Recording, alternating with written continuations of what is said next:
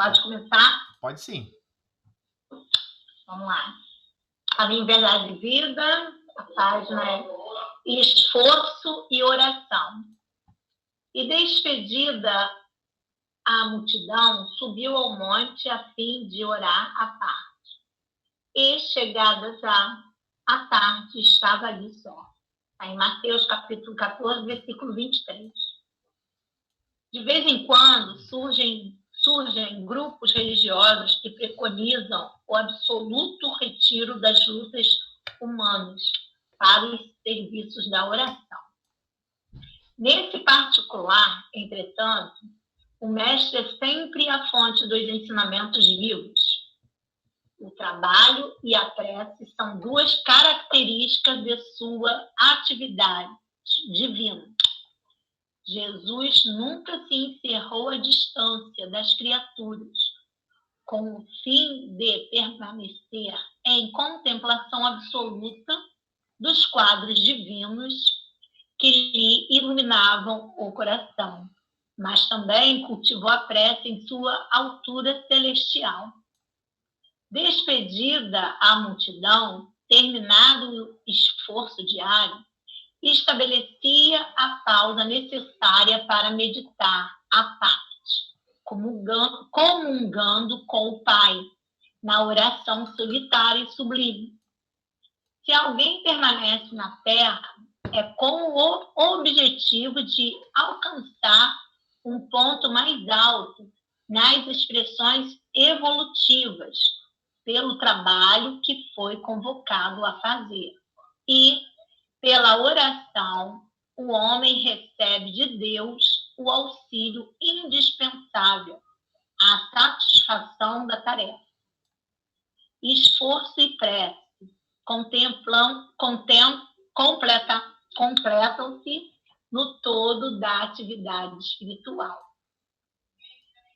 A criatura que apenas trabalhasse sem método e sem descanso acabaria desesperada em horrível secura do coração. Aquela que apenas se mantivesse genuflexa estaria ameaçada de sucumbir para paralisia e ociosidade. A oração ilumina o trabalho, e a ação é como um livro de luz na vida espiritualizada. Cuida de teus deveres, porque, para isso, permaneces no mundo. Mas nunca te esqueças desse monte, localizado em teus sentimentos mais nobres, a fim de orares à parte, recordando o Senhor. Aí você comenta, que hoje eu deixo para você. Vamos lá.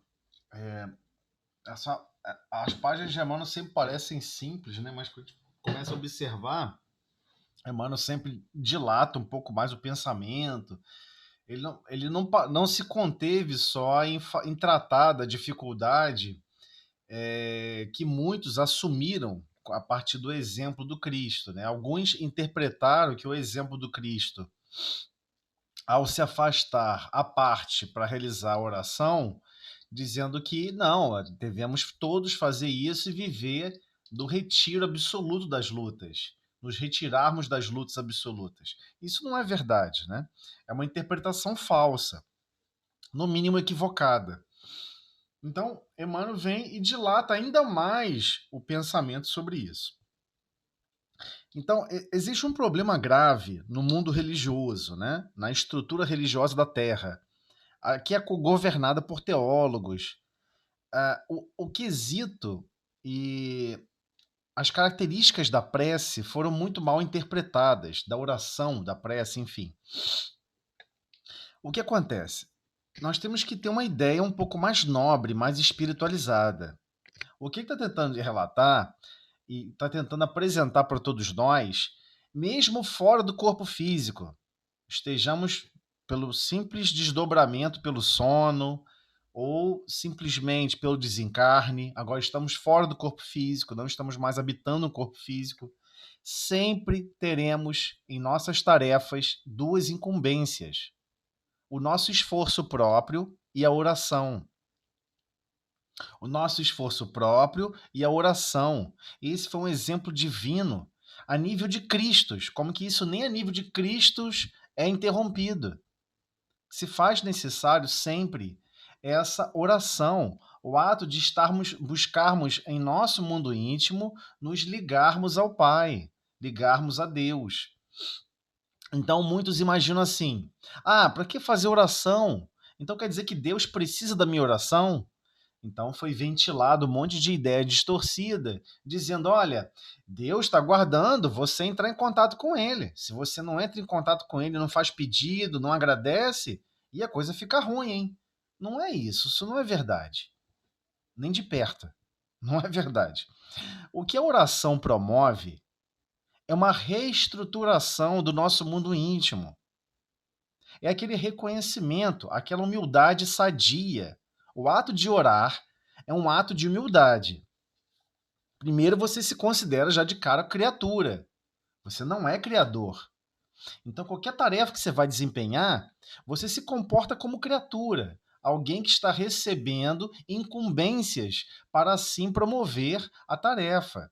Então, você pede ajuda, você pede amparo. Então, inicialmente, é um ato de humildade.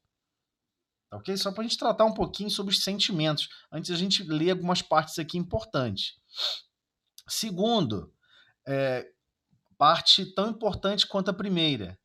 Quando nós oramos, nós estamos dialogando e conhecendo um pouco mais sobre o nosso próprio mundo íntimo. Todas as vezes que estamos orando, estamos nos conhecendo. O conhece-te a ti mesmo, ele não ocorre somente diante das situações difíceis da vida. Ele ocorre diante da prece. Então, se você já tem fundamentado vários conceitos lógicos, peraí, eu tenho que ter humildade, eu tenho que desenvolver o bem, eu tenho que desenvolver a compreensão e a tolerância para com as imperfeições alheias, e eu tenho que perdoar as ofensas, você já entendeu esse conjunto de sentimentos, você sabe que a sua prece não pode ser fora desse conjunto de sentimentos. É um princípio lógico. Então, todas as vezes que vamos orar, seja para pedir ajuda, para pedir socorro, para pedir amparo, seja para qualquer tipo de atividade ou qualquer tipo de situação, temos que ter aquela consciência que a nossa oração, ela é um momento de reflexão, ela é um momento de meditação. Eu sei que a palavra meditação ganhou vontade própria, né? O idioma meio que, depois que você solta na natureza das consciências, ele passa a ganhar vontade própria. Mas aqui, a meditação que ele está tratando aqui, é você meditar sobre os seus próprios valores. Olha, hoje eu queria ser mais paciente. Ué, e não fui. Hoje eu queria ter perdoado fulano. Eu até me planejei para perdoar fulano, mas sabe que eu não consegui? Hoje eu me planejei auxiliar aquele coração que estava entristecido e levar alegria. Mas eu cheguei lá, fiquei intoxicado pela tristeza e fiquei triste junto. É um momento de meditação dos combates, dos recursos da alma, dos recursos da nossa própria alma. O que estamos realmente colocando como métrica para desenvolvermos e agirmos no dia a dia e nós não conseguimos cumprir. Então pedimos forças, pedimos ajuda, pedimos amparo, pedimos socorro para poder vibrar em frequências diferentes das que estamos vibrando. É aquele reconhecimento. Nossa, eu estou com uma dificuldade incrível de perdoar fulano. Nossa, eu estou com uma dificuldade incrível de conviver com ciclano. Eu preciso mudar esses meus sentimentos. Eu quero ser por amor e serviço, onde eu estiver, e eu não estou conseguindo. Então a oração, ela vai pedir meios e aprender novas formas de como produzir o bem, de como melhorar a nossa capacidade de tolerância e explicitamente nossa capacidade de compreensão, de amenizar a quantidade de ruídos que surgem em nossos pensamentos. Nossos pensamentos estão sempre impregnados de crítica, de mágoa, de angústia, de aflição. Então, o momento da prece é aquele momento. Eu não quero vibrar nas frequências da minha consciência. Eu quero vibrar nas frequências do Cristo. Eu quero me abrir para pedir ajuda. Eu quero abrir os portões da minha consciência, tirar os lagartos, os jacarés, né? Geralmente a gente faz isso, né? Na nossa consciência, a gente coloca um poço gigantesco em volta, cheio de crocodilo. Qualquer um que se aproxima de nós, nós reagimos com autodefesa, né? Até mesmo contra nós mesmos. A nossa incapacidade de nos perdoarmos, a nossa incapacidade de compreender as nossas limitações, a nossa incapacidade de realmente dinamizarmos a nossa vontade em produzir o bem, em produzir a compreensão e o perdão. Então, ao mesmo tempo que queremos evoluir, por vezes ficamos zangados conosco mesmos e nos maltratamos. Ah, já que eu não consegui, poxa, eu não presto, eu sou isso, eu sou aquilo, aquilo outro. E todos esses sentimentos levam o quê? A incúria, a inércia total, não fazer nada. Mas não é esse o objetivo da oração. O objetivo da oração é para nos munirmos de recursos para continuar a marcha. Ah, mas eu queria estar correndo. Não, vamos um passo de cada vez. É igual subir o Everest. Como é que você escala uma montanha onde você vai ter que caminhar quilômetros subindo? Você olha para o chão e bota um passo atrás do outro. Um passo de cada vez. Um passo de cada vez. Pô, mas vai demorar muito para chegar? Demora mesmo. Demora. É complicado. Levam dias para você chegar naquele pico daquela montanha. Então, tudo para todos nós, até mesmo na atividade física. Eu estou falando de um ato de escalar uma montanha. Não estou falando de um desafio de transformação íntima profunda. Estou falando de uma condição física simples, de caminhar até um pico de uma montanha. Nós vamos sofrer duelos incríveis de nossa consciência. Vai chegar no meio do caminho e você vai falar assim: vou voltar. Que isso? Isso está muito pesado? Isso está muito complexo? Então, a prece é para munir a nossa consciência de novos sentimentos, munir a nossa consciência de novas expectativas e de, é claro, meditarmos sobre os nossos planos. Nossa, eu quero ser mais bondoso. Eu quero produzir mais o bem. Senhor, eu não sei como produzir o bem nessas circunstâncias tais.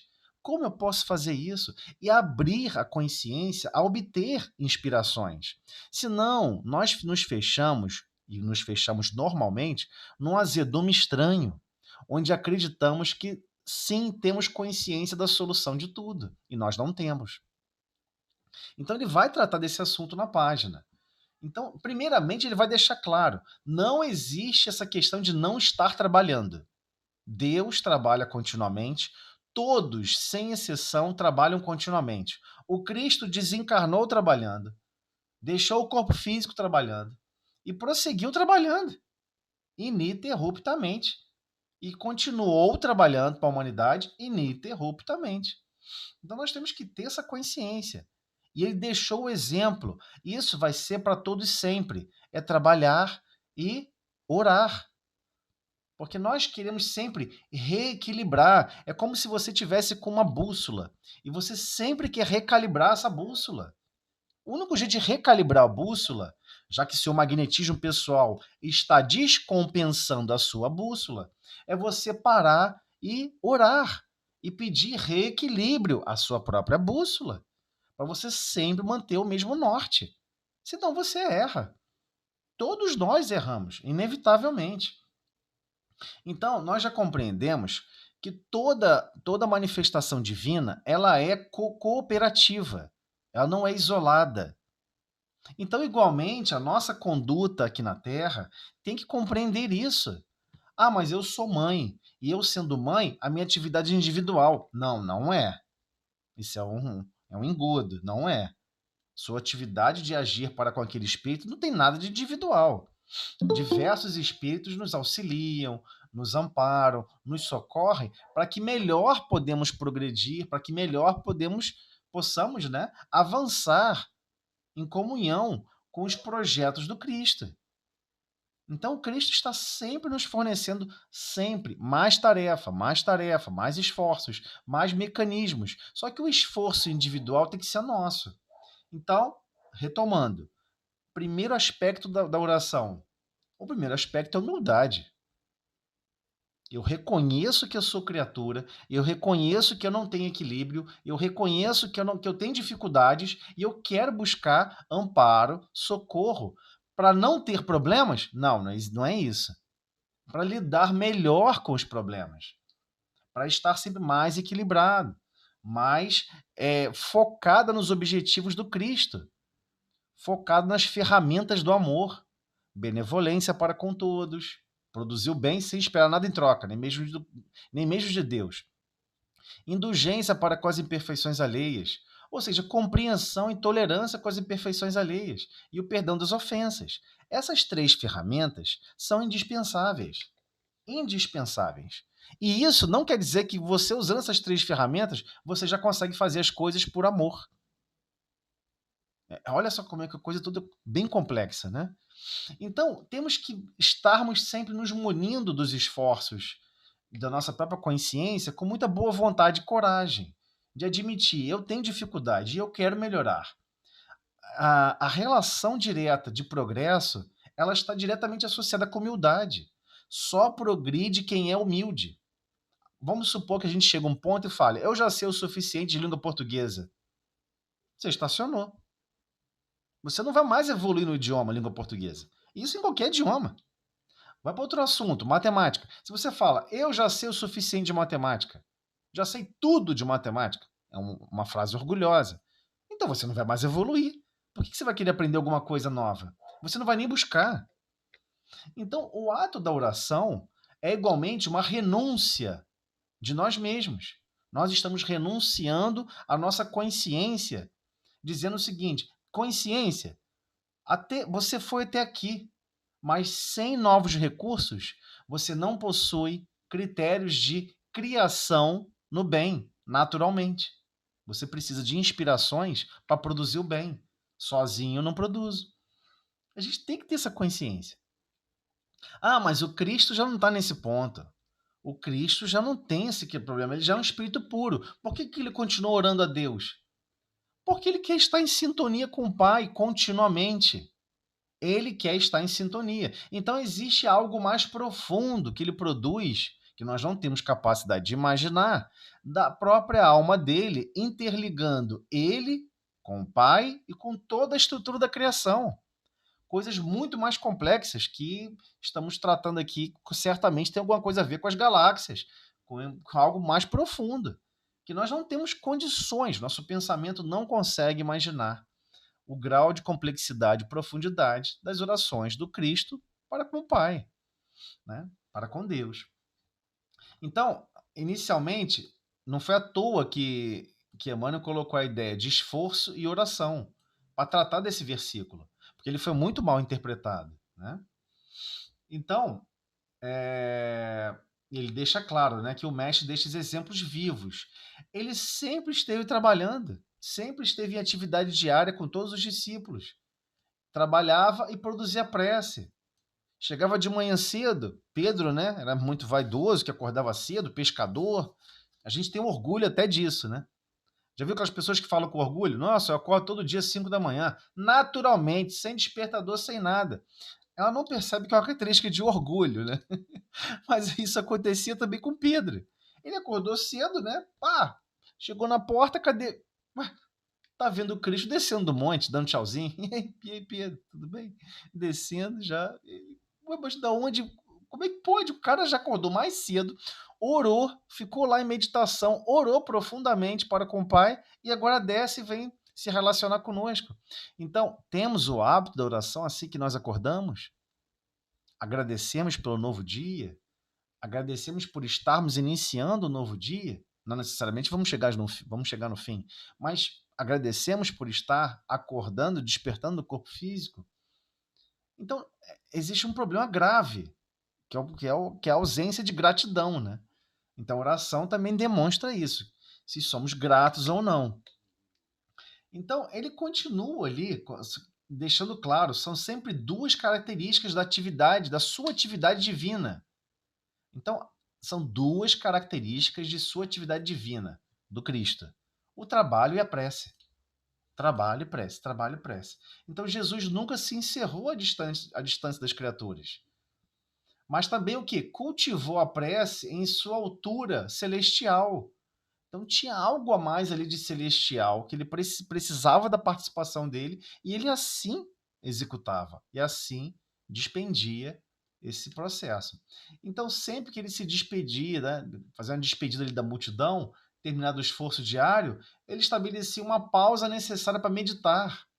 O próprio Cristo fazia uma pausa necessária para meditar, à parte, comungando com o Pai, na oração solitária e sublime. Agora, se o Cristo que é Cristo faz isso, quem dirá nós?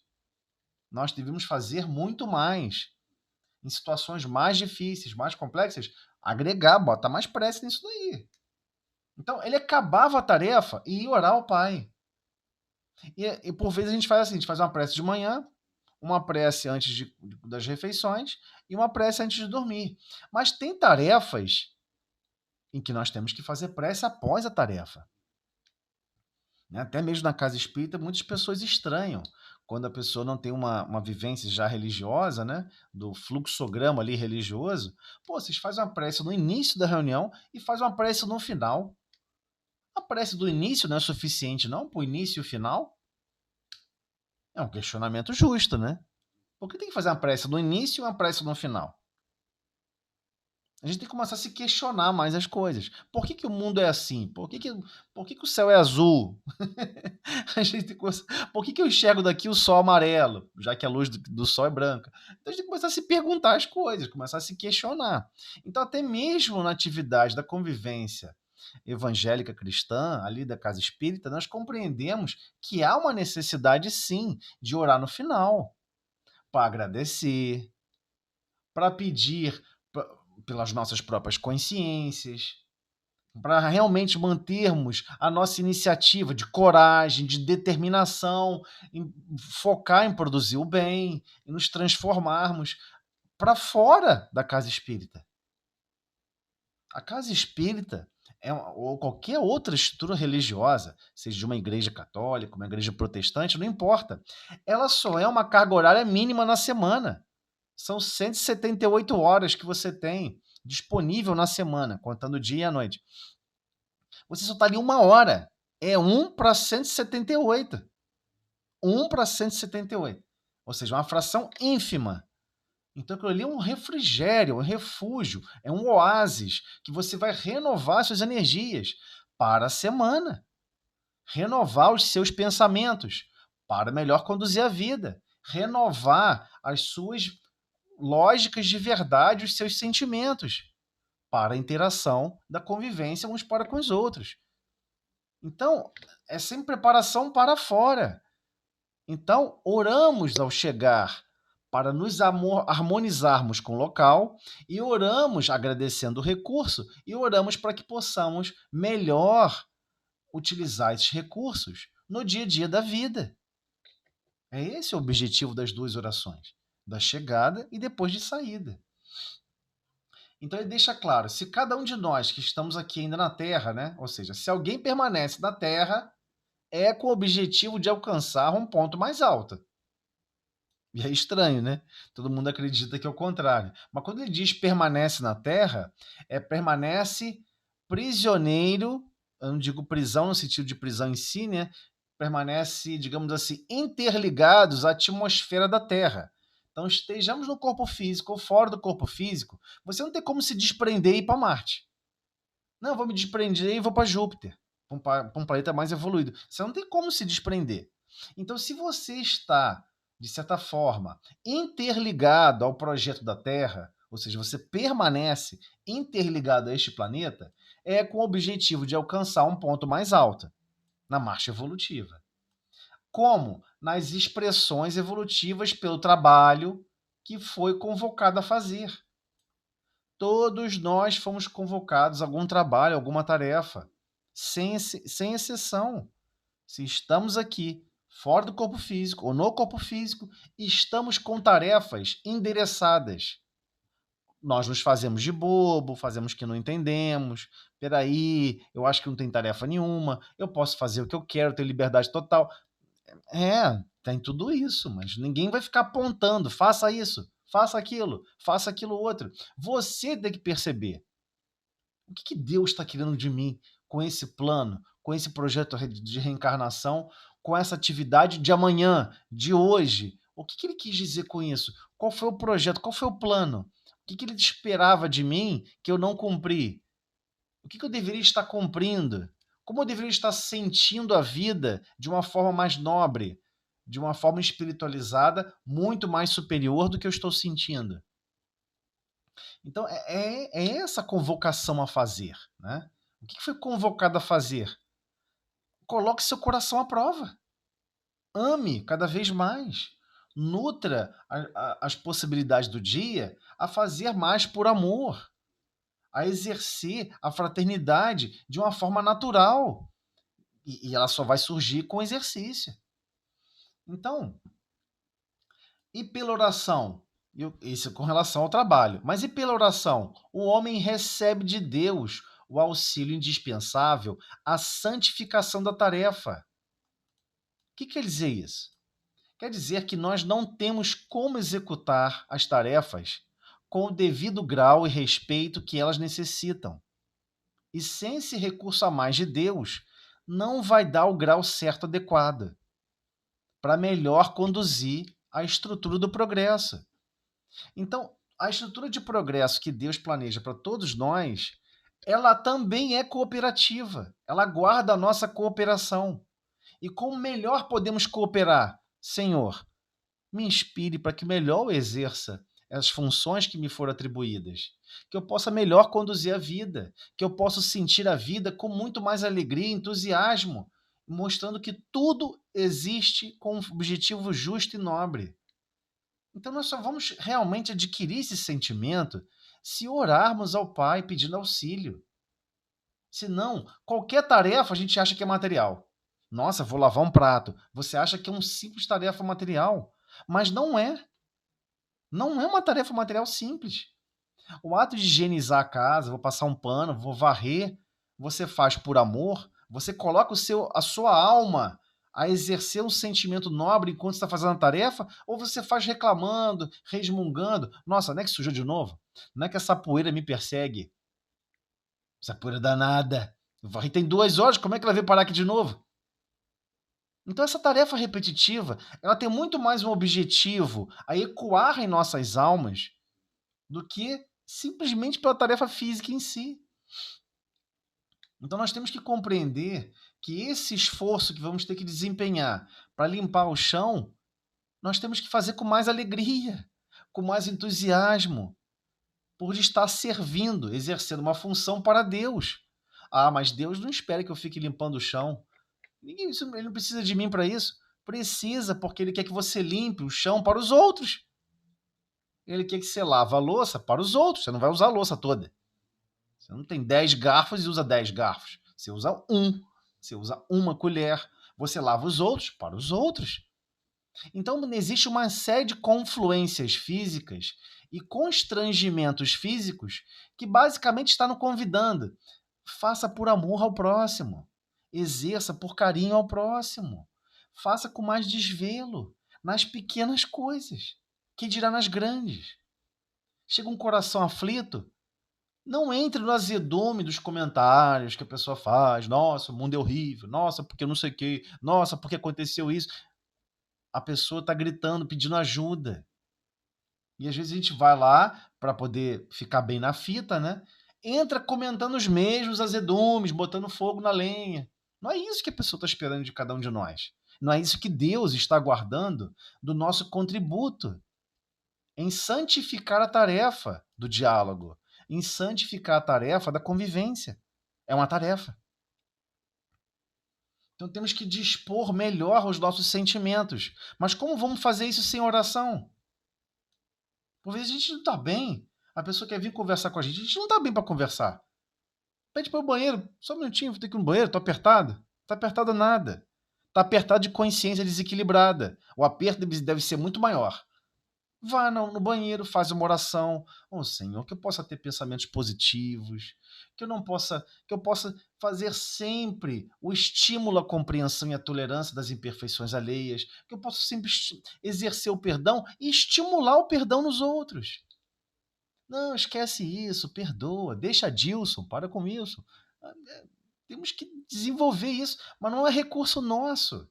A convivência só vai ser santificada se a gente pedir ajuda, buscar esses recursos. Porque quando nós estamos buscando essa inspiração, nós estamos admitindo que nós não sabemos como agir, como reagir, e é a mais pura verdade.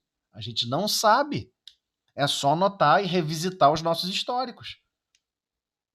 Alguém guardava uma palavra de carinho e nós maltratamos. Alguém guardava uma palavra e uma reação para estimular a compreensão e a transformação moral daquele contexto, e a gente colocou mais azedume, mais gasolina no fogo. Temos que nos conhecer como nós somos. Nós somos assim. Então, para melhor executar as tarefas, Jesus sempre fazia oração ao Pai. Sempre fazia oração ao Pai. Essa interligação com Deus é essencial. É claro que nós não temos como nos interligarmos a Deus profundamente como Cristo.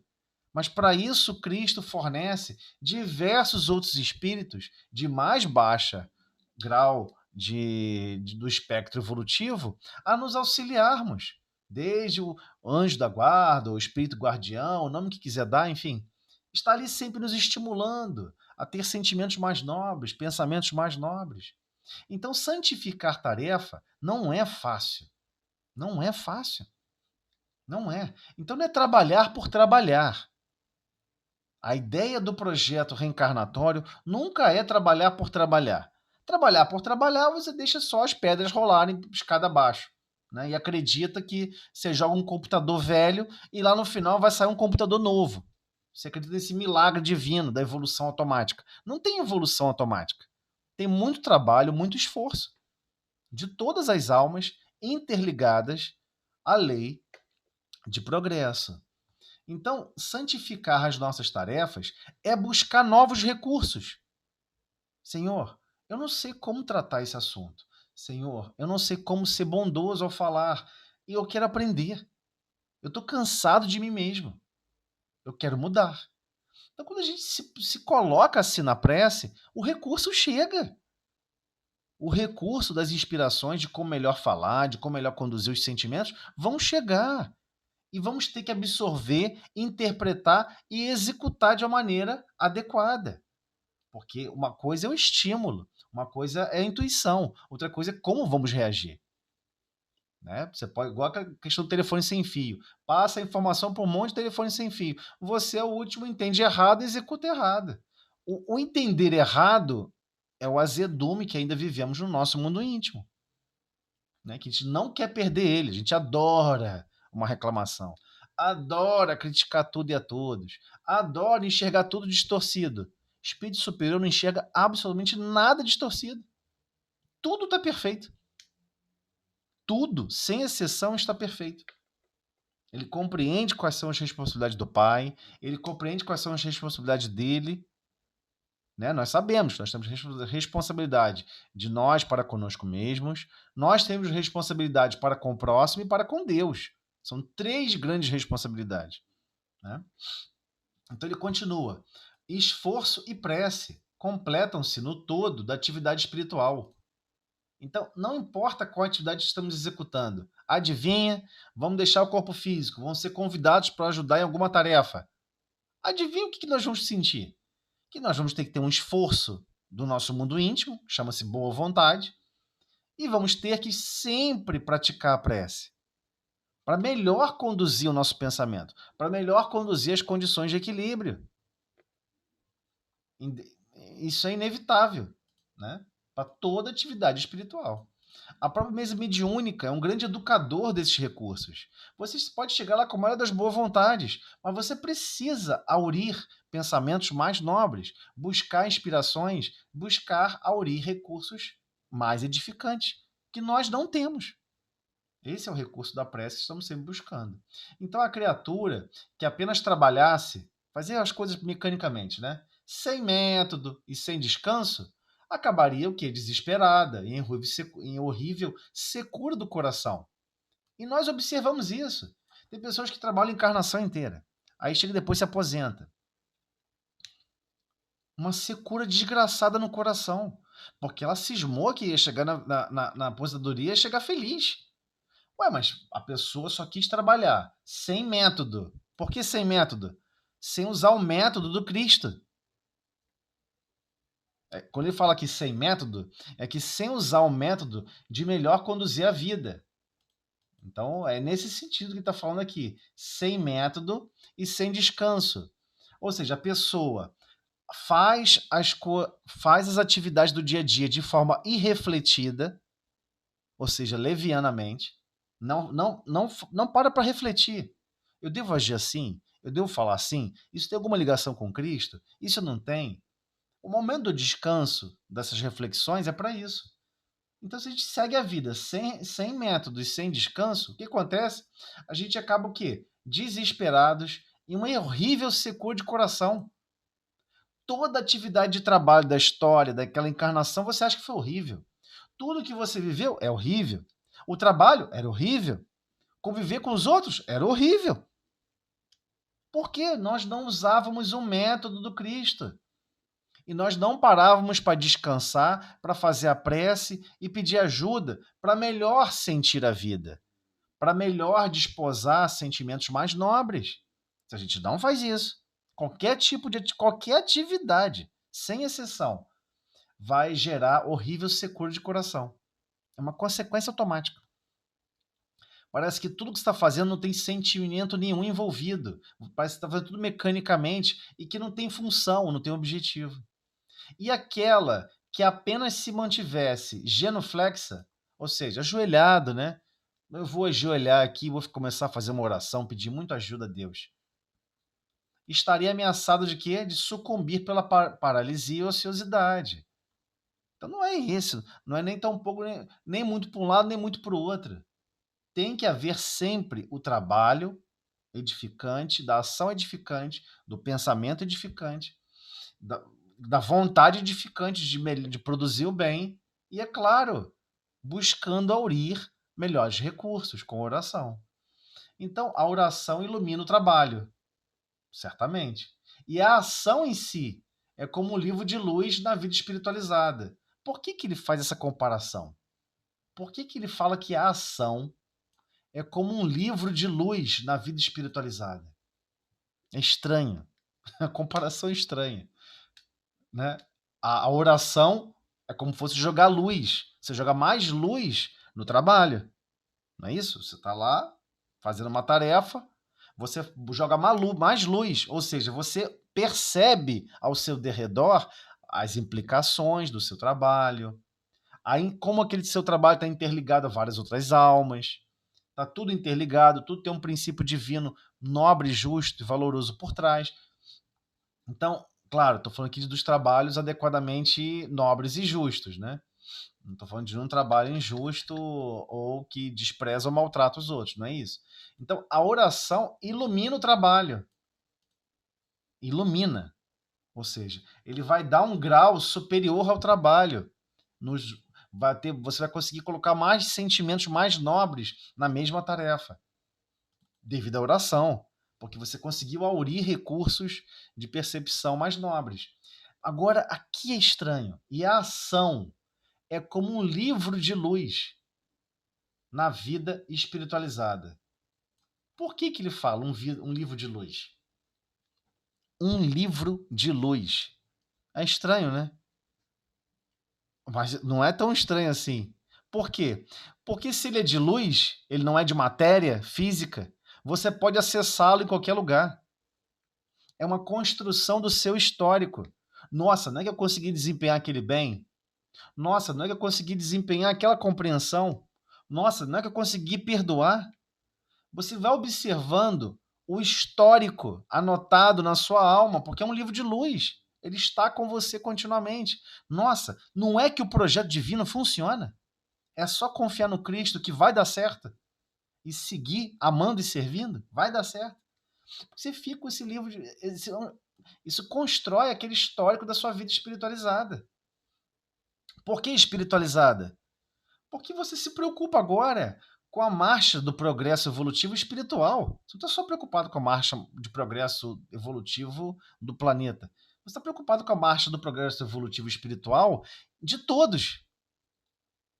O Cristo está preocupado com todos, quer que todos alcancem a evolução e nenhuma ovelha será descartada ou desprezada. Então você está com a mesma preocupação que o Cristo.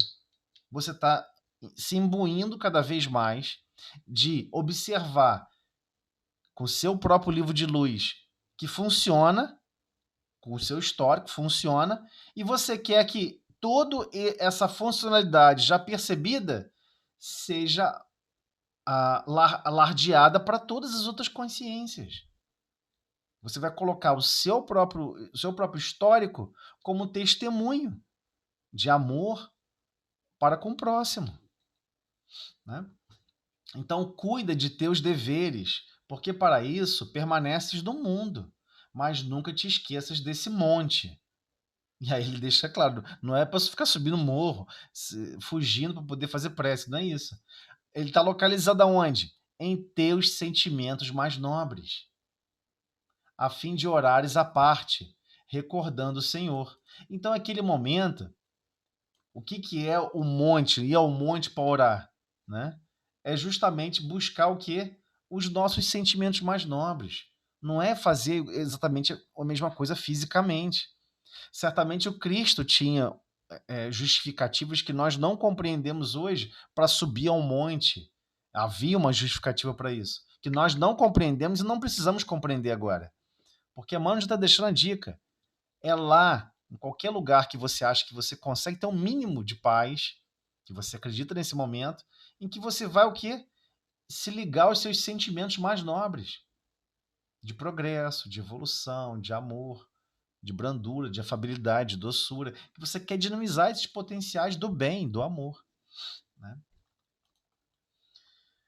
E é isso aí, gente. Então, vamos à prece. Esqueci de novo de fazer a prece no início, me perdoe. Vamos lá. Senhor Jesus, Mestre de infinito amor e misericórdia, agradecemos, Senhor, as tuas vibrações de amor e carinho por todos nós. Pedimos, Senhor, forças para que possamos sempre seguir os seus desígnios de amor e paz em todos os momentos e situações. Obrigado, Senhor, pelos seus exemplos diversos, selecionados e dedicados à humanidade, para que possamos sempre trabalhar e orar, buscando realmente, no nosso esforço diário, igualmente, aurindo forças que nós não possuímos, vindos do Pai, desse projeto divino da marcha evolutiva, para alcançarmos melhores respostas, para contribuir com a criação divina em todos os aspectos. Obrigado, Senhor, por esses momentos. E pedimos por darmos por iniciada a reunião do estudo do Livro dos Médiuns, na tua paz e harmonia. Que assim seja. Bem, vamos lá. Vamos aproveitar aqui os minutinhos.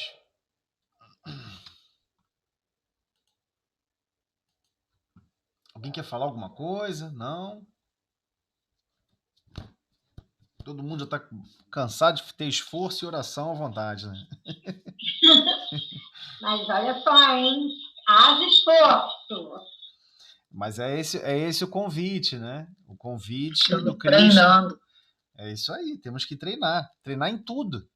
Em todos os minutos da vida, estamos sendo convidados a colocar o máximo de esforço da nossa alma, com o máximo de sentimentos, em todas as atividades. Ah, mas essa atividade aqui não é religiosa. Não existe isso. Ah, essa atividade aqui não tem como santificar isso. Tem sim. É a nossa falta de criatividade que impede. Como é que vamos... É igual você chegar para o indígena e falar, olha, existe energia elétrica. Ele está no meio da mata. Ele não vai acreditar em você. Olha, é possível fazer luz através de um filamento elétrico. Eu passo uma corrente elétrica no filamento, né? E vai surgir energia elétrica. Vai surgir a luz a partir da reação de elétrons com aquela matéria. a pessoa não vai acreditar. Não tem como a pessoa acreditar, né? Como existir, nós dependemos de tudo, né? Exatamente. Nós dependemos de tudo, literalmente. Então, nosso equilíbrio orgânico, o nosso equilíbrio físico, o nosso equilíbrio mental, o nosso equilíbrio psíquico, digamos assim, né, mais abrangente, nós precisamos compreender que existe toda uma toxicidade, né, todo um ambiente tóxico hoje no planeta. Né? O planeta está intoxicado de diversos pensamentos e sentimentos contrários ao progresso, contrários ao amor. Né? É fácil estimular as pessoas ao ódio, a vingança. Né? É por isso que surgem filmes, músicas falando sobre ódio, vingança, e tem uma aceitação maravilhosa. Quando surge uma música falando do amor, isso é piegas, que não sei o quê, que mané amor. É difícil porque a pessoa sente a dificuldade. É como se estivesse falando de eletricidade para alguém que nunca viu corrente elétrica. Né? Esse é um fator problemático com relação à nossa consciência. Nós rejeitamos o que nós não compreendemos e não conhecemos, o que é totalmente natural. Tanto é que Deus trata com uma certa naturalidade tudo isso. E nós é que criamos um fascínio, né, de lógica de justiça totalmente distorcida e distante, né, do equilíbrio das orientações do Cristo. Então, É rebeldia mesmo. é rebeldia mesmo. Rebeldia pura. Do tipo, comigo não, né? Igual que as pessoas escutam falar sobre a caridade, né? Nossa, eu vou ter que perdoar, né? Você vai ter que perdoar porque você foi ofendido. Mas o perdão, ele é para os dois lados, né? O sentimento de perdoar o próximo, perdoar as ofensas, é nos dois lados. É quando você também ofende. Quando você ofende, você é capaz de se perdoar? Principalmente, né? Exato. Se você não consegue se perdoar porque você ofendeu, e você não consegue se perdoar, continua se sentindo mal. Nossa, eu não tô valendo nada. Nossa, por que Deus me criou? E você vai encontrar esses pensamentos ao monte, inclusive em desencarnados, que às vezes estão 400, 500 anos sem reencarnar porque acham que não são dignos de voltar à experiência física, voltar a essa marcha da evolução. Não existe isso é uma bobagem, é um pensamento bobo, nosso, que nós criamos porque estamos vazios, com o coração muito ressequidos. E ainda bem que a misericórdia divina é imensa, né? E nos resgata de nós mesmos. A reunião mediúnica, a reunião de desobsessão, a atividade mediúnica é o resgate da nossa consciência de nós mesmos. O maior vilão de todos que pode existir é a nossa própria consciência, quando ela está totalmente vazia de sentimentos nobres. Dá nisso, né? A gente se complica toda. Mas só para a gente retomar aqui, quem tiver com o livro em mãos, nós estamos no item 99. Tem mais uns minutinhos aqui, ó, dá para a gente usar mais uns minutinhos aqui do Google Meet. Então, nós estamos no item 99, ok? Quem tiver com o livro em mão, o livro dos médios, ele é sequenciado, né? Os itens são numericamente evolutivos, não separa por capítulo, né? Se você abrir e achar o item, você vai conseguir folhear e se encontrar. Então, ainda estamos falando do fenômeno de transporte. O espírito, no caso, estava ali. Fez um barulho aqui estranho. Eu não entendi agora o que aconteceu aqui. Achei. Vamos lá. Então, no item 99, o fenômeno de transporte. Então, retomando aqui, não dá para revisar tudo, né? É a conversação agora de Erasto, paramos no item 17, de Erasto com esse espírito, que ele vai narrar como ocorria esse processo de transportar. Ele já havia participado de outras reuniões, né? Transportou flores. Kardec já tinha essa experiência de ver flores materializadas. Ele documentou isso tudo, né? As inúmeras variações de fenômenos de transporte. E especificamente ele continua conversando com esse irmão que levou uns objetos em que havia algum valor agregado àquele objeto, né? E aí surgiu aquela conversação inicial sobre se isso estava causando algum prejuízo a alguém ou não, enfim. Então, continuando, pergunta 17ª pergunta. Entre os objetos que os espíritos costumam trazer, não haverá alguns que eles próprios possam fabricar, isto é, produzidos espontaneamente pelas modificações que os espíritos possam operar no fluido ou no elemento universal? Olha a pergunta de Kardec. Kardec foi bem inteligente nesse sentido. Nós sabemos que o Cristo, por exemplo, ele tem acesso ao chamado fluido cósmico universal, que é o fluido mais básico, essencial, que Deus fornece a esses Cristos, que eles podem ter acesso diretamente a esse fluido e transformar esses fluidos para fornecer recursos para inúmeras estruturas da matéria e inúmeros planos da matéria, né? Então Kardec está perguntando, seria possível esse espírito, já que ele apareceu aquele objeto materializado, seria possível ele construir esse fluido e formar uma matéria, mesmo que seja uma semimatéria, a ponto de apresentar fisicamente para todo mundo, né? Ou seja, ele não trouxe uma flor de um lugar distante, ele teria condição de constituir, criar uma flor. E aí esse espírito responde, por mim, não, que não tenho permissão para isso. Só um espírito elevado o pode fazer. Então ele já deve ter testemunhado, observado algo nesse sentido, né? Esse irmão respondendo. 18ª pergunta. Como conseguiste outro dia introduzir aqueles objetos estando fechado o aposento? Ou seja, como é que ele conseguiu passar aqueles objetos e levar, né, pelo fenômeno de transporte, né, ele está transportando objeto. Por que o objeto não foi agarrado numa parede, já que ele é matéria? Né? Se eu estou levando uma flor e vou passar por uma parede, por que ele simplesmente não agarra na parede? A pergunta basicamente é essa. Filos entrar comigo, envoltos, por assim dizer, na minha substância. Nada mais posso dizer, por não ser explicável fato. Ele também não sabe como ele faz.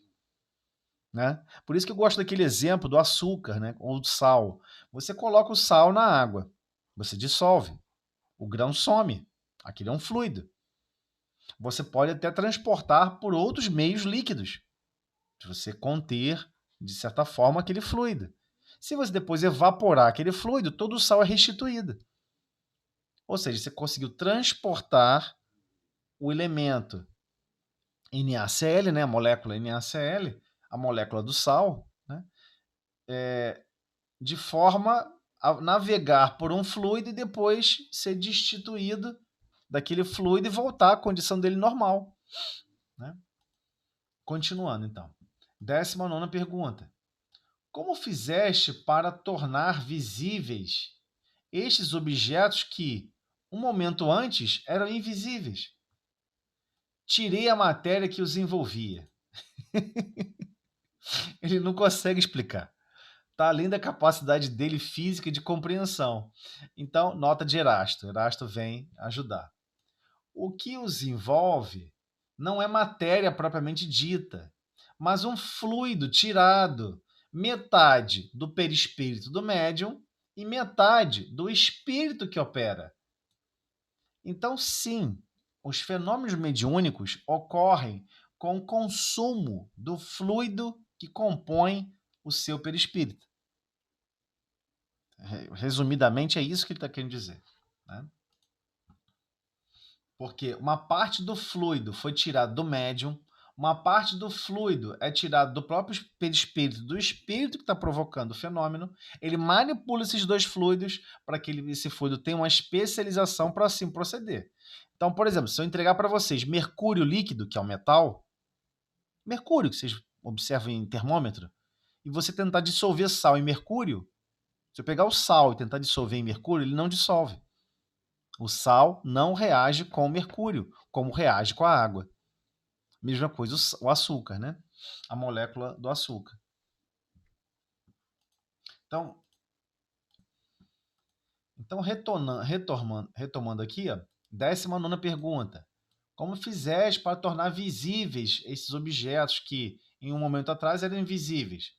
Tirei a matéria que os envolvia. Ele não sabe o que está falando, né? Então, Erasto vem e explica.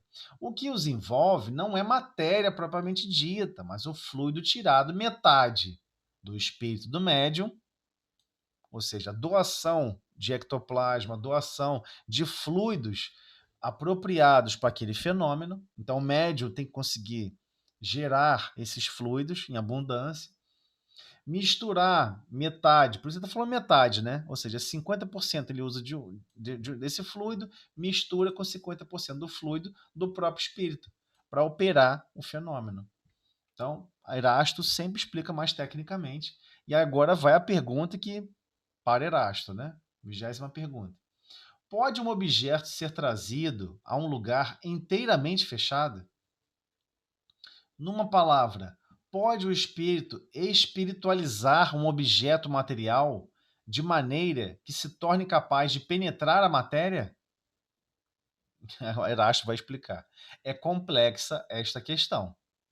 O espírito pode tornar invisíveis, porém não penetráveis, os objetos que ele transporte.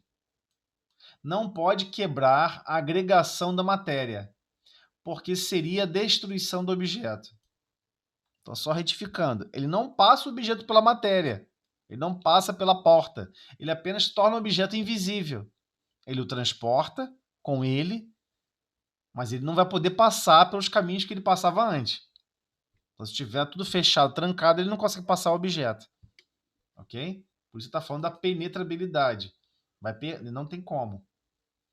Tornando este invisível, ou seja, ele só torna invisível, você não vê o objeto por aí voando, passando de um lado para o outro, o espírito pode transportar quando queira, e não o libertar, senão no momento oportuno, para fazê-lo aparecer. De modo diverso, se passam as coisas com relação aos que compomos. Como nestes só introduzimos os elementos da matéria, como esses elementos são essencialmente penetráveis e ainda como nós mesmos penetramos e atravessamos os corpos mais condensados com a mesma facilidade com que os raios solares atravessam uma placa de vidro, podemos perfeitamente dizer que introduzimos o objeto num lugar que esteja hermeticamente fechado, mas isso somente neste caso. Não sei se deu para entender.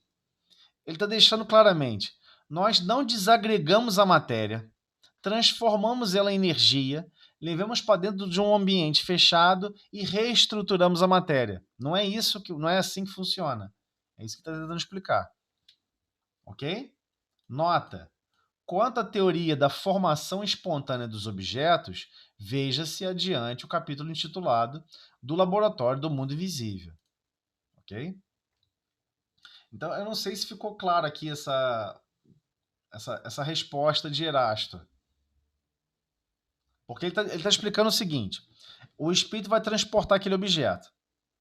Como é que ele consegue levar aquele objeto até dentro de um interior com porta fechada, ambiente fechado, janela fechada? Como é que ele consegue entrar? Quando ele envolve aquele objeto com fluido, através da constituição física dele, ele diz que envolve e fica junto com ele. Ele não consegue atravessar os objetos, ele não consegue atravessar a parede. Só que aí Kardec começou a fazer uma pergunta sobre princípios físicos da matéria. Aí é a parte mais científica da matéria. Como, afinal de contas, um átomo ou uma sequência de átomos atravessa outra sequência de átomos? A miúde, é essa pergunta que Kardec está fazendo. E ele está deixando claro, ele não vai desconstituir aquela matéria, ele não transforma, por exemplo, aquela matéria em energia, tipo luz, né? E nós, hoje em dia, já podemos conversar assim, né? Nós já sabemos que massa, energia é igual a quê? Massa vezes velocidade da luz ao quadrado. Então, massa é igual a energia dividido pela velocidade da luz ao quadrado. Essa é a teoria de Einstein, né? E já foi comprovada por fótons, por laser, por inúmeros... Já foi comprovado não, já foi demonstrado que é possível observar esse equilíbrio. Sim, Toda massa é energia. Mas ele não está desconstruindo aquele objeto. Ele está tornando aquele objeto, como eu posso dizer, invisível à própria constituição física da matéria que nós estamos. Quando ele fala invisível, é como se ele estivesse levando para um outro plano. Ele leva para um outro plano e restitui para esse plano. Vamos descrever dessa maneira. Porque quando ele fala aqui, ó, tornando este invisível, o espírito pode transportar quando queira, e não o liberta senão no momento oportuno. Então, quando ele está falando aqui invisível, ele não está falando só de visibilidade. Interpretação minha pessoal. Eu estou expandindo esse conceito para melhor explicar. Porque fisicamente é impossível. Você não tem como pegar uma jarra de água e fazer ela passar pela parede. É impossível. Por quê? Porque a gente aprendeu isso lá em física. 2 objetos não ocupam o mesmo lugar no espaço. Então, se eles não estão visíveis no mesmo lugar, isso não quer dizer que eles estão exatamente no mesmo lugar. Eles podem estar em planos diferentes, em planos físicos diferentes. Da mesma maneira que o mundo espiritual está imerso, nós estamos mergulhados. O mundo físico, que a gente compreende aqui fisicamente, mas existem cidades espirituais. Por exemplo, a própria casa espírita, quem é médium já pôde observar, ela não tem as mesmas paredes que tem. Ah, não, vou desencarnar, vou encontrar aquela casa assim assada, eu vou ver as paredes, as salas, os ambientes. Não, não vai ver. Não é a mesma coisa. É outro plano, é outra estrutura física. E esses planos coexistem. Da mesma maneira que você, com o mesmo rádio, você consegue acessar diferentes frequências de ondas que chegam para você ouvir música. Né? Você escolhe lá 102,3 kHz, FM, né? Modulação de frequência, né? Frequency Modulation, FM. Você vai ouvir uma música. Ué, mas tu quer dizer então que tá passando um monte de música ali ao mesmo tempo? Sim, tá passando um monte de estação de rádio ao mesmo tempo. Ao mesmo tempo. Só que você só detecta uma por vez. É o aparelho. Claro, se você tiver 10 aparelhos, você pode conectar em 10 estações de rádio diferentes, uma da outra. Mas elas coexistem, estão coexistindo. São ondas que coexistem. Então nós já sabemos disso, né? A própria estrutura que nós não enxergamos, né? A estrutura de energias, o campo eletromagnético, a estrutura do espectro eletromagnético, né? Nós não enxergamos raio-x, nós não enxergamos raio gama, nós não enxergamos um mundo de coisas, né? O espectro chamado espectro visível, nós só enxergamos 3 frequências de cores, né? Nós não enxergamos mais de 3 frequências de cores. Nós enxergamos depois a mistura dessas 3 cores, mas continua sendo o quê? Soma de frequências, de ondas de luz. O que eu estou querendo dizer com isso tudo? Que você vai tirar um raio-x, você não vê o raio-x atravessando seu corpo. Você não tem visão de raio-x, você não vai ver o raio-x. Quem tem visão vai conseguir enxergar. Então, por exemplo, que é muito comum, né? Hoje em dia, as pessoas, quem conhece, né? Chamado câmera de infravermelho. Né? Uma câmera de infravermelho, ela consegue ver a radiação que os corpos emitem devido ao calor. Então, você olha um objeto, você vê a radiação infravermelha. O próprio telescópio James Webb, né, esse novo telescópio que foi enviado para acompanhar, monitorar, observar os universos, ele não enxerga a cor visível que nós enxergamos. Ele enxerga a infravermelha. O que eles fizeram foi, imagine se o ser humano enxergasse infravermelho. Tivesse nessa mesma faixa de frequência. Vamos dividir em três subgrupos de frequência. Então, ele simula o olho humano, se nós fôssemos capazes de enxergar infravermelho. Então, se nós já sabemos que tem um número enorme de energias e de radiações que nós não enxergamos, e elas estão coabitando conosco, nós sabemos que é um limite da nossa condição física. Então, o mesmo com relação ao mundo espiritual. O mundo espiritual, ele não está em um lugar separado, não. Embaixo do planeta, do lado de fora. Ele coexiste conosco, né? A própria cidade, nosso lar, ela fica nas imediações aqui do Rio de Janeiro. numa certa região do Rio de Janeiro. Então ela coexiste conosco, mesmo com relação ao planeta. Existem estruturas do planeta que estão coexistindo com o mundo espiritual. Então, quando ele fala que ele consegue tornar esse objeto invisível, é lógico que Erasto não vai ficar, né, revelando aspectos da matéria que nós não podemos ainda ter acesso, né? Até hoje as pessoas tentam fazer isso, não, voltar no tempo, construir uma máquina do tempo, porque a pessoa percebe que ela está presa a uma estrutura espaço-tempo. Mas se eu estou preso a uma estrutura espaço-tempo, seria possível vencer esse espaço e vencer esse tempo, né?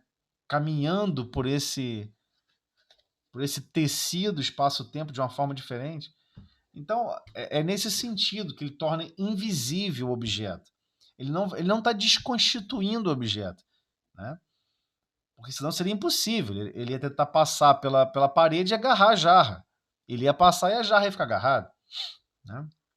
Mas não é esse o caso. Quando ele diz que torna invisível, é no sentido de estar realmente colocando aquela matéria com a associação daqueles fluidos numa condição como se fosse para outro plano. Aí ele consegue transportar e trazer para esse plano novamente. É assim que eu consegui capturar aqui, ok? Ele deixa claro, ó, de modo diverso se passam as coisas com relação aos que compomos. Ou seja, o que ele está falando com relação aos que compomos? A manipulação desses fluidos.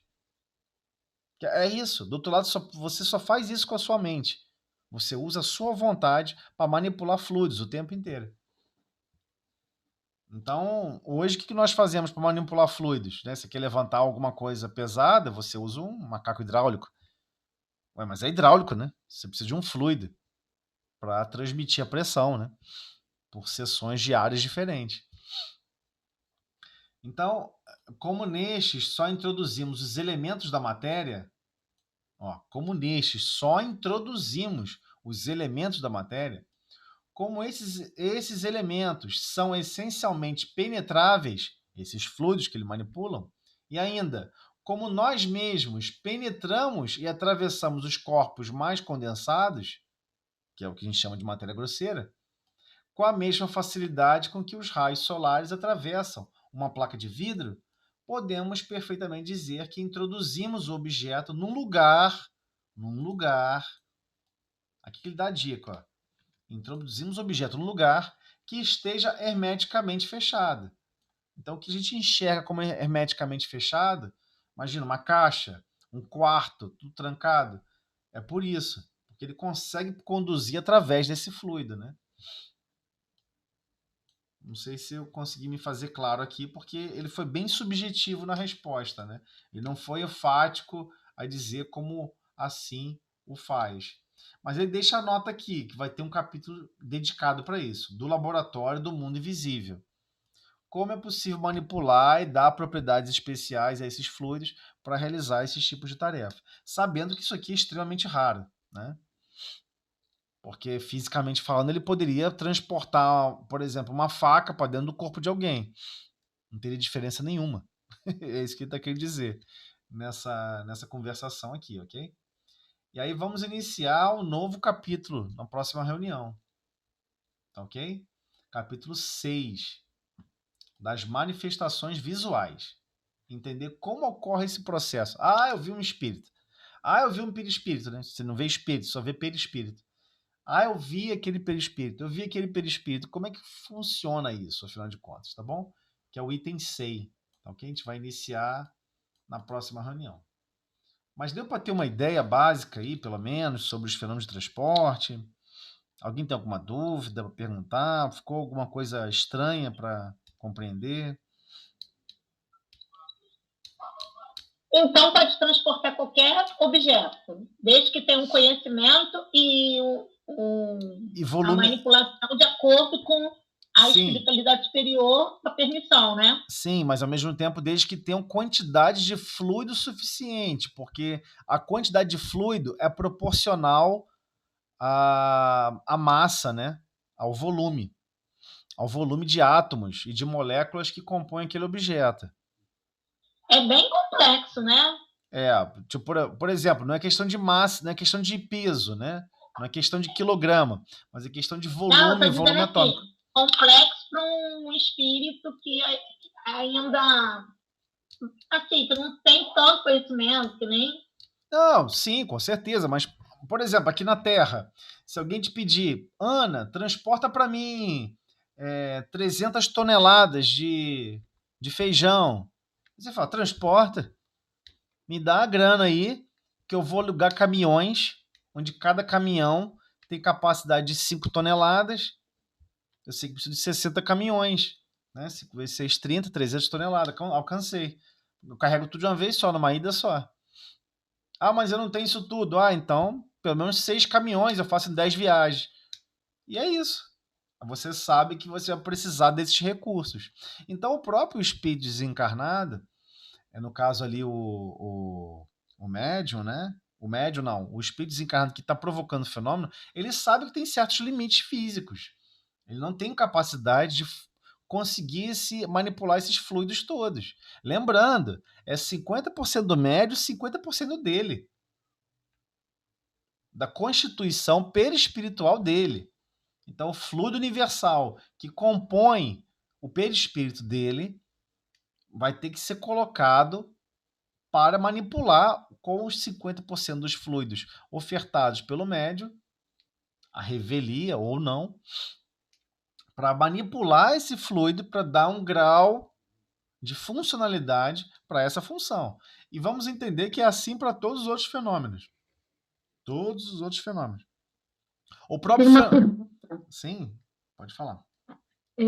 Quando uma pessoa, assim, uma pessoa briga, digamos assim, né? Uma pessoa briga, tô falando de um caso que eu conheci, e aí ela se irrita, ela se, né? Ela, tipo assim, se transforma, e parece que ela fica com uma força, eu estou perguntando, tem a ver com os frutos, é como assim, aí alguns falam, não é, porque presenças chegaram, reforçaram, mas aí não tem a ver com os fluidos, que ela fica, às vezes, com uma força descomunal. Aí isso sempre ficou muito na minha cabeça, em dúvida. Eu queria, assim, uma orientação.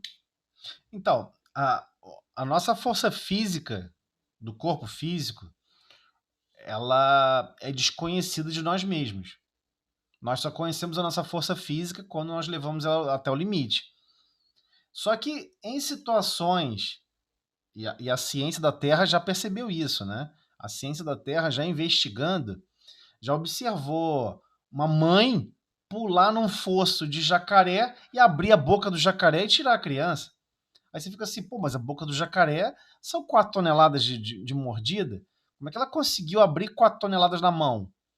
Então, existem outras forças aí envolvidas que são explicáveis, que a ciência da Terra costuma explicar somente pela ação física do corpo físico. Ou seja, há um choque de adrenalina e a pessoa faz aquela carga. Só que se a gente para pensar, ué, então eu consigo reproduzir essa carga? Não consegue. Ou seja, há uma relação direta do espírito comandando o perispírito e comandando o corpo físico. Sim, ele pode produzir uma força além do normal. É porque a ciência da Terra ainda não estuda em profundidade a ligação do corpo físico com o perispírito e com a vontade do espírito. Mas a parte perispiritual, ela, por ela estar comandando ali as condições do corpo físico, ela pode desempenhar um papel maior do que a pessoa consegue realmente justificar. É assim que eu compreendo também.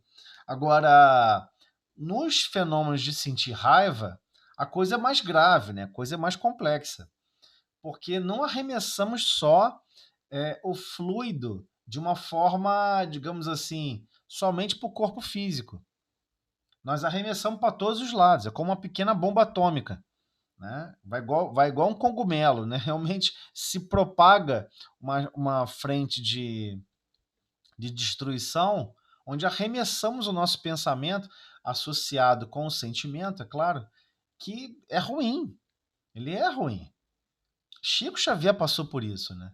Chico Xavier uma vez estava correndo para uma reunião, uma irmã parou ele, pô, Chico, não consigo entender a sua letra, você Ele fez um receituário, não dá para entender o que você escreveu aqui, você pode parar um pouquinho e me explicar? Ah, minha irmã, me desculpa, eu não posso. Eu estou muito apegado, eu estou muito atrasado para o trabalho.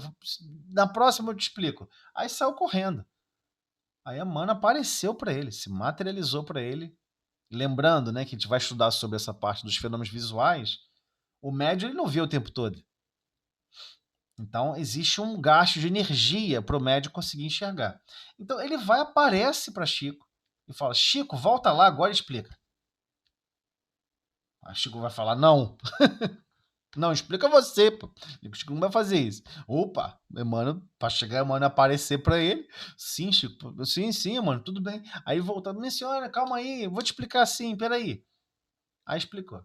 Aí quando ele tá caminhando, Chico, agora olha para trás.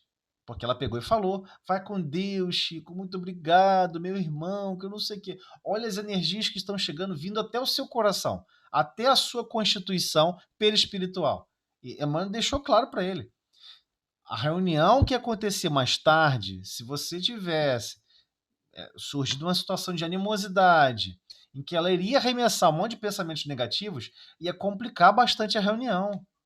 Nós teríamos que desconstruir essas energias para depois seguir o trabalho. Iria atrasar tudo, complicar tudo. Então, assim, tem efeitos? Tem. O grau, a qualidade, ela é proporcional a cada corpo físico, a cada estrutura perispiritual, a cada nível de consciência. Claro, as consciências mais vividas, mais experienciadas, né, elas vão conseguir arremessar matérias mais elaboradas, né? Cada um segundo as suas obras e cada um segundo as suas experiências. Aquele que mais tem, mais será dado. Então a pessoa tem mais experiência, claro que ela pode acabar arremessando fluidos deletérios mais elaborados, digamos assim, né? Então, esse é o problema. Os sentimentos, eles manipulam esses fluidos à revelia, sem muita consciência. E é esse o objetivo do estudo, né? Para a gente ter mergulhar um pouco mais e compreender o que isso significa. Então, nós observamos assim, reunião de desobsessão. Aí tem aquele livrinho lá, todo esquisito, né? Que vem narrando sobre a preparação para a reunião. Não se irrite nesse dia. Evite comer demasiadamente. Não é só carne, é comer demasiadamente. Né? As pessoas chegam lá, comer só batata. Tá, mas tu comeu 1 quilo. Vai chegar quase passando mal lá. Então ele vai falar de uma série de recursos, instruções como se fosse instruindo crianças, né? Não faz isso, não faz aquilo outro. Mas ele fala explicitamente com relação a essa questão de briga, situações adversas. Se puder não ficar vendo jornal, não ficar em rede social, se afasta um pouco disso, se afasta sua consciência disso, porque a gente não consegue separar, nossos sentimentos mergulham para querer opinar, para querer ajudar a verter a verdade, né? Colocar a verdade, botar luz da verdade nas coisas. Mas a gente não tem emocional, às vezes, e nem sentimentos, né, nobres o suficiente para fazer com a desenvoltura que é necessária. Por exemplo, com a prece. Você vê uma notícia ruim, você faz uma prece, pede ajuda pelo aquele que promoveu o mal, pelo aquele que promoveu. A gente não tem, às vezes, essa consciência. E aí só ajuda a arremessar pensamentos mais deletérios, mais perturbados, à grande onda do magnetismo da Terra, dos pensamentos mais perturbados. Então é isso, são massas conduzindo massas, gerando matérias e semimatérias deletérias para o pensamento de um monte de gente.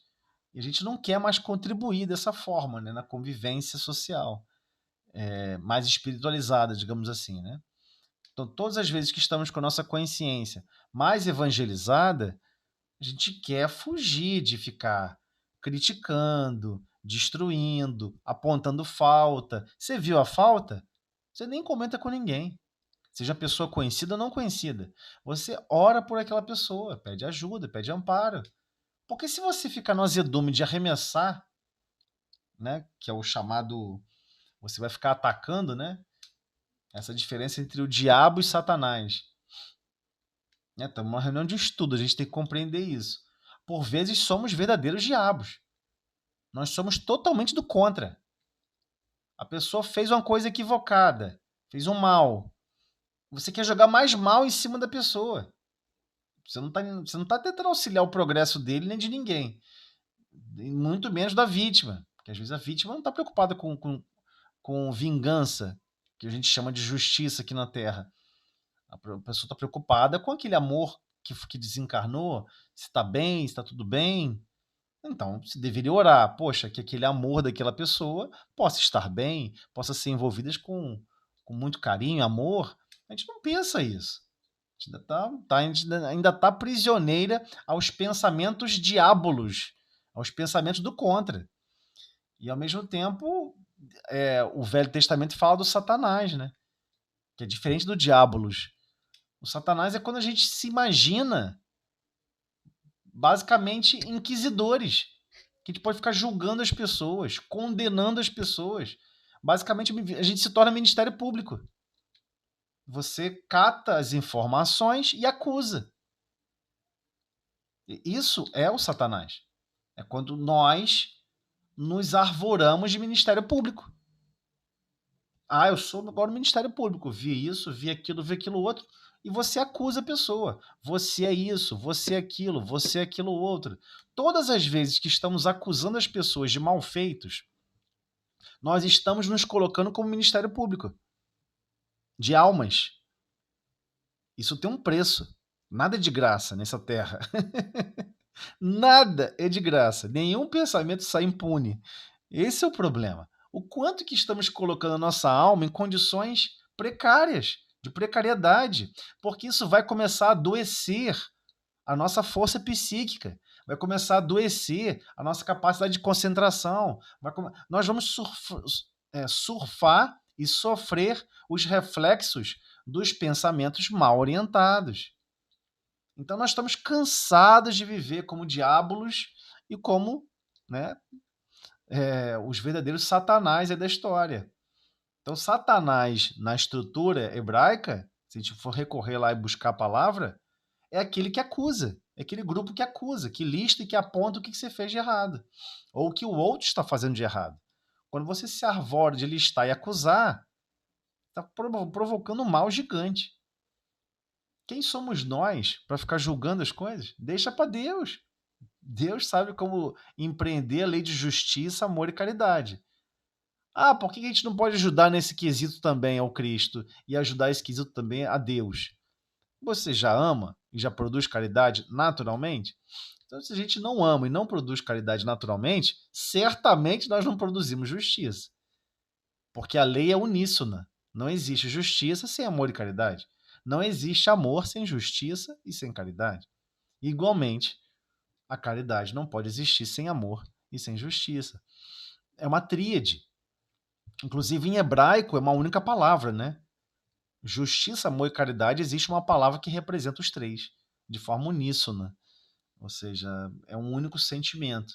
E a gente não tem essa grandeza desse povo aí, capelino, que formaram ali a base, né, da estrutura espiritual da formação do povo hebreu.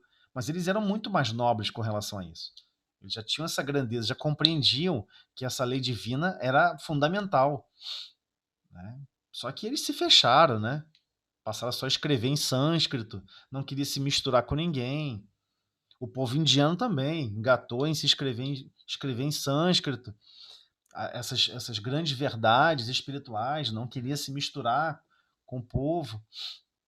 Igualmente os egípcios, né? Para você ser um iniciado na cultura egípcia, essa cultura mais sagrada também, era tudo trancado, tudo fechado. Então, os únicos que se misturaram conosco aqui na Terra foram os cientificistas, né? Os arianos, que estão até hoje aí com a gente. Estão até hoje com a gente. Então, essas manipulações dos fluidos, é lógico que né, socorrido, abafado, por vezes neutralizado, mas por vezes a espiritualidade superior deixa a gente sofrer as consequências. Aí às vezes a gente percebe que a gente fica com o pensamento perdido, não consegue encadear o pensamento, porque vai gerando consequências para a nossa constituição psíquica, vai prejudicando, porque nós estamos exercendo o mal com o pensamento. Ora, falamos, mas não precisa falar a materialização do pensamento. Só o ato de pensar, de ficar julgando, mas ficar continuamente jogando mal mesmo, exercendo mal o pensamento, isso vai criando espectros de consequências no próximo próprio perispírito. Isso vai gerando consequências no nosso próprio perispírito, especialmente no setor das funções cerebrais, no setor das funções psíquicas. E aí depois a gente fica com dificuldade de criar uma linha de pensamento contínuo, começa a pensar, falar uma coisa, se perde no que está falando. Isso não é normal. Você cria um pensamento, o certo é aquele pensamento seguir. A não ser que você está pensando 2, 3, 4 coisas ao mesmo tempo. Agora, se você estava pensando somente uma, e essa única coisa que você estava pensando, você se perde a ponto de esquecer o que estava falando. Isso não é normal. Isso já demonstra uma série de consequências de como o nosso pensamento mal conduzido está gerando impactos na estrutura que comunica o corpo físico com nós mesmos. Né? O vestuário, o corpo físico, o uniforme de trabalho com nós, a essência, o espírito. Então estamos, às vezes, danificando, prejudicando o perispírito, que nos é colocado a serviço aqui na Terra. Então temos que ter essa consciência, né? Que sim, estamos o tempo todo manipulando fluidos. O tempo inteiro. O tempo inteiro. Ah, mas poxa, isso aí é ruim, né? Pô, a gente não sabia.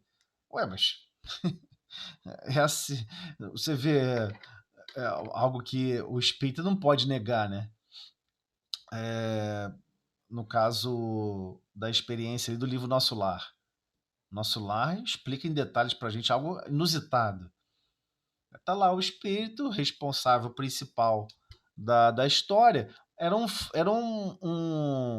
Fumava cigarro inveteradamente. Fumava cigarro direto. Ele destruiu o próprio corpo físico com isso. Então ele cometeu suicídio indireto. Ué, mas ele vai sofrer as consequências disso. Por quê? Porque Deus quer ser perverso com ele e maltratar ele? Não, porque ele não tem como desconstruir o fluido vital que foi ofertado para ele. Então existe uma série de implicações físicas que vai requerer auxílio de terceiros. Agora, se a pessoa não acredita que precisa de auxílio de ninguém, que é capaz de resolver tudo e fazer tudo sozinho, aí dificulta mais ainda, porque a pessoa não vai fazer nenhuma oração quando desencarna. Ela não vai pedir ajuda a Deus, não vai pedir ajuda a ninguém. Ela se acha autossuficiente. E assim ele ficava naquela pompa de se achar autossuficiente para sair daquelas circunstâncias. Ele não tinha como sair. Primeiro que ele não achava que tinha cometido suicídio. Embora ele fosse um cientista. Ele já sabia das consequências do fumo para o corpo, com relação ao corpo físico. Né? Então, essa obra, nós sabemos que ele foi Carlos Chagas, então ele conhecia, né? Um grande estudioso, conhecia em profundidade os problemas de destruir o corpo físico. E teve que ele sofrer as consequências. Mas o sofrer as consequências foi muito mais um ato de revolta dele. Ele estava revoltado sem aceitar aquela situação que ele mesmo se colocou, mas ele não aceitava. Então, por vezes, Deus vai permitir que a gente sofra as consequências da nossa própria forma desastrada de ser. Por exemplo, se a gente está aqui no corpo físico e a gente meio desastrado ao caminhar, a gente vai tropeçar e cair várias vezes, até deixar de ser desastrado. Aí vamos falar que é culpa de Deus, que criou uma lógica de gravidade do planeta que faz eu tropeçar? Não é verdade, né? Somos nós que não estamos conscientes de como caminhar adequadamente. E assim vale para tudo. Nossa, estou cozinhando um alimento e me queimei. Nossa, estou sendo punido por Deus. Não, foi você que se machucou sozinho. Deus não tem nada a ver com isso. Não tem nada, você não está pagando prova, você não está pagando nada. Foi você que foi totalmente indisciplinado e quis manipular coisas que não deviam. Conduziu mal a experiência física. Nossa, sem querer derrubei uma lata de água fervendo em cima de uma criança, quase matei a criança. Pô, tu vai botar a culpa o quê? Dizer que não, eu ajudei a criança a passar por um ciclo de provação. É lógico que não, né? É óbvio que não. Deus não espera que você, que tem o papel de cuidar da criança, você vai ser o agente do sofrimento. É óbvio que não. Então a gente sempre fica achando que o ponto de promover a dor, que não deveria existir, ela nunca vai surgir do nada. Ela sempre vai existir de uma experiência anterior. Não é verdade. Senão seria matematicamente impraticável o planeta. Seria matematicamente impossível de entender a equação divina. E não é assim que funciona, né? É lógico que deveríamos estar gerando mais o bem possível, mas ainda estamos gerando mal por falta de atenção, por falta de zelo, especialmente com pensamento. Especialmente com pensamento. Então, de certa forma, às vezes estamos desequilibrados e pensamos mal, reagimos mal. E nós sentimos no corpo físico, a gente sente psiquicamente que nosso pensamento fica difícil de pensar. Se você tiver que se concentrar com alguma coisa, você não vai conseguir. Tem pessoas que brigam, ficam zangadas, não tem como pegar num carro depois. Ela vai promover um acidente. E a própria ciência biomédica da Terra entende isso. Até a justiça, que não ama, que não promove justiça, ela entende que, por vezes, as pessoas com sentimento e pensamentos apaixonados, seja zangado ou não, promovem situações totalmente alucinadas, contrário ao equilíbrio, quando a mesma pessoa está em condições de equilíbrio. Então, é mais ou menos isso, né? Nós estamos sempre manipulando fluidos continuamente. E temos que ter muita atenção como direcionamos os nossos pensamentos, né? Porque ele gera consequências, boas e ruins, né? Tem consequências maravilhosas, com prece, com pensamentos positivos, como também tem consequências desastrosas, né? Mas então vamos lá. Vamos fazer nossa prece para terminar, então. Ana, você faz para a gente, Ana, a prece para encerrar? Senhor Jesus, agradecemos, Senhor, todos esses ensinamentos, agradecemos essa espiritualidade que trabalha em seu nome, que trouxe até nós essa doutrina tão maravilhosa que nos fortalece e nos equilibra, Senhor. Agradecemos hoje e sempre. Muito obrigada. Com esta prece, pedimos para darmos por encerrada a reunião do estudo da noite de hoje, na tua paz e harmonia. Que assim seja, graças a Deus. É isso, pessoal. Tchau, gente. Tchau, tchau. Até a próxima. Boa noite a todos. Próximo capítulo novo. Manipular é fácil. O problema é ter conhecimento para manipular, né? Manipular de forma equilibrada para produzir o bem. É difícil. É verdade. Mole não. Um dia a gente chega lá. Chegamos sim, se Deus quiser. Tchau, gente. Tchau, tchau. Boa noite. Tchau.